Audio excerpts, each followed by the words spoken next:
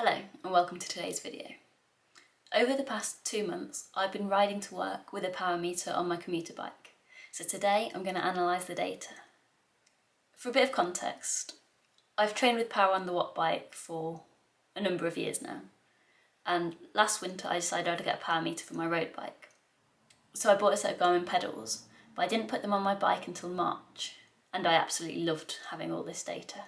So then the next thought was, well, the other bike I ride more often is my commuter.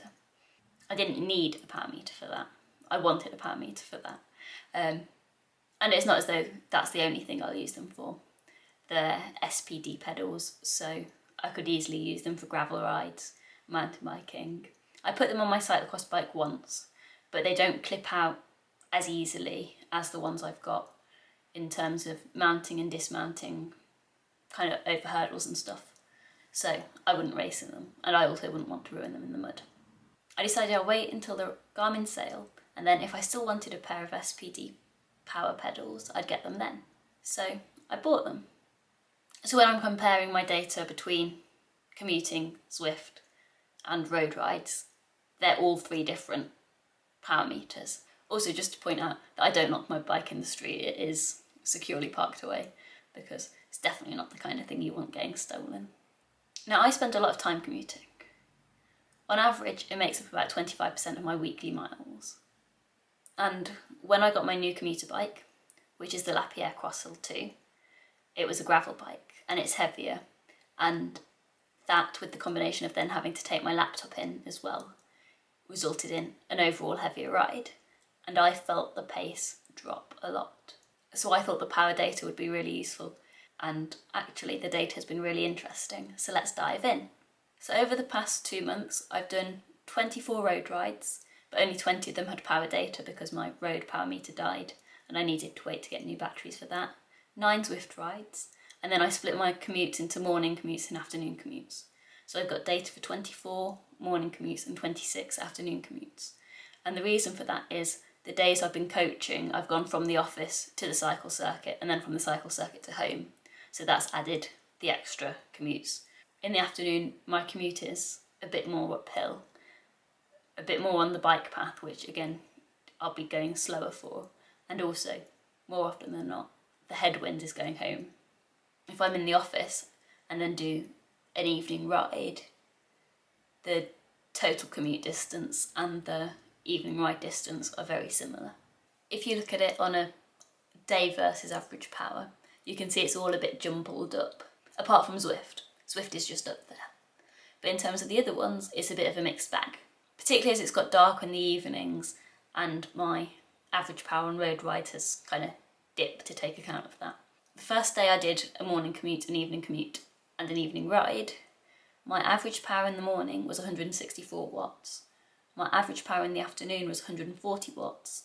And then my average power in the evening ride was in the middle at 161 watts.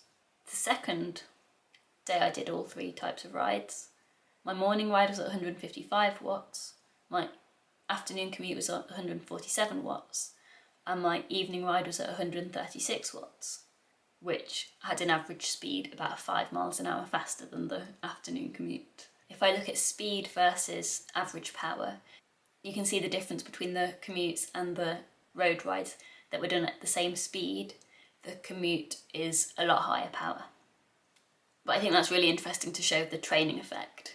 Another thing that I've looked at, although I didn't need a power meter to do this, is just that because I had the power meter I was looking at all my data on the computer, was the range of average speeds that I was commuting with. In the morning, both my average speed and my median speed have been 13.8 miles an hour over the past 2 months. On the way home, the average is 10.8, but the median is 10.85. But also the variation in that is very little. I do find that sometimes when you get a tailwind home, it kind of cuts my ride home by like 5 minutes, which is actually incredible. Although that doesn't happen very often. I also looked at the average power for the morning commutes and the afternoon commutes over the past 2 months.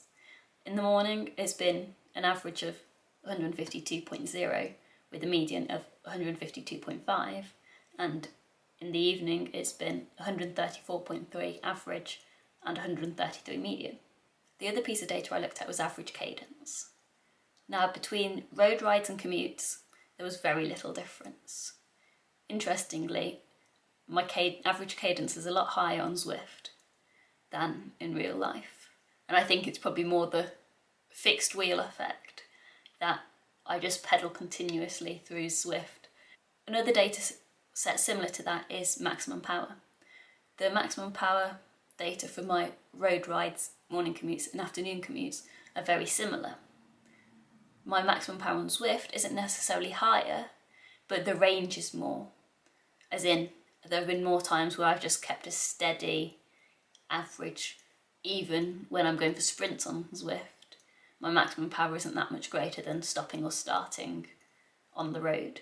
Most of the sprints I do on Zwift are like 30 seconds rather than 10 seconds, so that obviously affects it a little bit. Another piece of data that the Garmin power meters give you is a left-right split. I think I could get this on my Watt bike if I started my rides through the Watt bike app rather than Zwift, so I don't have that data. But it is very similar between the road rides and the commute, which I thought was quite interesting, just because I would have thought the way I weight the bike on my commutes would affect the left-right split a bit more. I've not weighed them, but my bags definitely aren't evenly split. One piece of data that I didn't look at that the power meter provides is time out of the saddle, because I don't really spend that much time out of the saddle. On the morning commute, I didn't get out of the saddle at all. In the afternoon commute, I spent 2 minutes and 58 seconds out of the saddle. And on a road ride in the evening, that's about double the length of the commute, I spent 58 seconds out of the saddle. Overall, I've loved having a power meter on my commuter bike.